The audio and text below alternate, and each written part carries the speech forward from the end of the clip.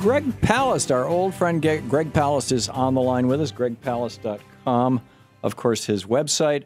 He is the investigative reporter with BBC News and The Guardian, the author of his latest book, Billionaires and Ballot Bandits, and his film Vultures and Vote Rustlers is now available on DVD. Greg, welcome back. Glad to be with you, Tom. Two things I wanted to talk to you about. One is Don Siegelman. We'll get to that in just a second. The other is apparently Osama bin Laden likes you. I don't know if he's liked me because I didn't get a like on my Facebook from him. But yes, SEAL Team 6 scooped up copies of his bedtime reading, including my book, The Best Democracy Money Can Buy.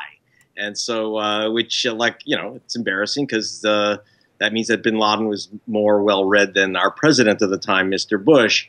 It's interesting because, of course, I wrote about my colleagues. I had an office at the World Trade Center, and I wrote about my colleagues who never made it out of the building. I hope I hope Osama got to those pages and got to meet some of my colleagues. Amazing. I doubt he had much regret. Sadly, I think I don't get that that concept either. Yeah, it's the that's the sociopath part of him, you know. Hopefully, some members of SEAL Team 6 might actually have read a few lines of the book, and you never know. Yeah, you never know. So, speaking of sociopaths, Karl Rove seems to have been the orchestra conductor behind Don Siegelman ending up in prison, and the appeals court just turned him down. Tell us the story here. Okay, back in 2002, Don Siegelman was elected governor or re-elected governor of Alabama. And then some Republicans went into Riley County's courthouse, closed the door, and the Republicans recounted the votes. And suddenly, whoo, 14,000 votes for the Republican opponent of Don Siegelman. And so by dawn, suddenly Siegelman was ex-governor.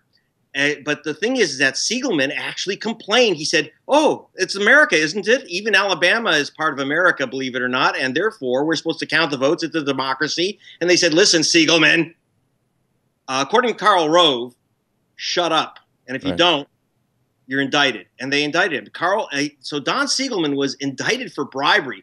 Listen to this. Look, I never loved this stuff, but, he had a donor, a guy from Healthcare South, and who gave him $500,000 for his, a guy named Dick Scrushy, who gave him $500,000 for his campaigns.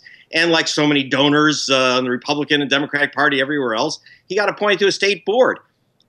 So Karl Rove, and we know it's Rove, got the the Attorney General of Alabama, Republican, to indict Siegelman for bribery. If he was going to keep complaining about not counting the votes in Alabama, he was going to go to the slammer. And the first federal judge that looked at the evidence said he didn't say that Siegelman should go to the slammer. He said that Karl Rove and the Justice Department should be investigated for political prosecution of a politician that they didn't like.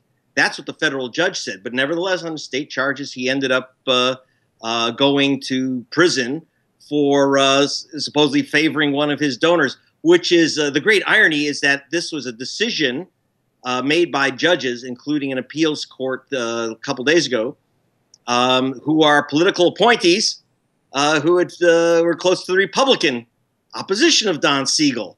So, it looks like a payoff, payback all the way around. The thing is that this is the price for people who say, let's count all the votes. And, I worked with Bobby Kennedy, great civil rights attorney on this investigation on Don Siegel. He led it, and it is a great tragedy. I'm not in favor of all the goodies that people get who make big donations to politicians, but that's how our system is running. The thing is that the only guy who has ever now served time that I know of for something favoring a donor and putting him on a committee. Right, and it was an unpaid hospital. It was a nothing deal. It was just it's the usual like give trinkets and toys to donors. Well, and this guy had been appointed to the exact same position by the two previous Republican governors. You're missing the point, aren't you, Tom? He said that he wasn't convicted for appointing the guy to the board because the Republicans appointed him to the same board when he gave them donations. That's not the point. He said count the votes. I told you what happened was the Republicans went into a room. The guy was governor. They went into the room, recounted the votes. Suddenly he's not governor. Right. That's okay. And that was like after midnight, right? No Democrats present. Literally, no one could see the votes. No one could count the votes. And it was done with electronic machines. So guess what? You can't look at the ballots again because how do they recount electronic ballots anyway? So I'm curious. Do we know if the down ballot, if the down ballot races changed as well? In other words, if you'll love this, as you know, that's when you use the term down ballot races, 14,000 votes changed. Now, if you really found a switch of 14,000 votes, let's say you found a whole bunch of votes for the Republican, you'd expect some more Republican votes for the other offices. Nope. The only office where the votes were changed went from Siegelman to his Republican opponent. The people that suddenly the votes changed to Republican gubernatorial candidate, but none of the other votes changed to the Republicans. Nothing else changed except after midnight, suddenly a 14,000 vote shift. Siegelman's crime was demanding that the votes be counted. This is one of the great sick crimes. And Karl Rove was called to testify before Congress about his role in this. He refused, and then they subpoenaed the records, and guess what? Just like the ballots, Karl Rove's records at the White House are missing. Right, and Karl Rove, when he was subpoenaed for that, was that when he was Saakashvili or whatever his name is in Yalta negotiating? Oh, yeah. Negotiating the deal where they would have a little invasion of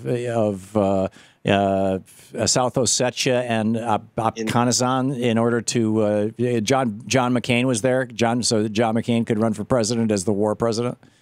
Well, yes. I mean, in the middle of this, understand, Karl Rove was the senior counsel to the President of the United States. So that's the key thing here. And this guy was literally, what was he doing being involved in the prosecution of on a state crime in Alabama? We do know that Rove engineered the election of the judges who sentenced Siegelman to prison, 72 months. That's big time in the slammer. And so this is an entirely engineered punishment operation by Karl Rove. Remember, this is at the same time, by the way. It's right after this that Rove had federal prosecutors fired, like Captain David Iglesias, who was a Republican federal prosecutor who refused to bring phony prosecutions against so-called fraudulent voters. And he said that the Republicans out of the White House were telling him, who were working under Karl Rove, go indict anyone. You can always, release them later. He says, you bring federal charges against innocent people? Is this the Soviet Union? No. The Soviet Union stopped doing that. What we have here is a Karl Rove special, and you're mentioning another instance in which Rove was involved in literally trying to provoke a war with Russia over the control of a Russian territory, South Ossetia. We had John McCain running for president, and he was the idea, again, like you said, is that if you can gin up a little war activity, you can have the great war hero McCain suddenly, take on the Russian bear. Someone told him to look at a darn map and figure out, do you know where Ossetia is? Do you have any idea how to get there from where we are? Right. So it's like, but again, this is the problem is that when you talk about wars and elections being decided and court cases being decided by political manipulation rather than the truth, we've got a big problem. Yes. And again, like Bobby Kennedy, my co-investigator on this, actually led the investigation. I was just assisting. It's in our book, Billionaires and Ballot Bandits. Read it up. Yeah, there you go. Check it out. That book and all the others, including the one that Osama bin Laden was reading. You can find them all over at gregpalast.com, Palast.com. Greg, you're doing God's work. Keep it up. Thanks for being with us today.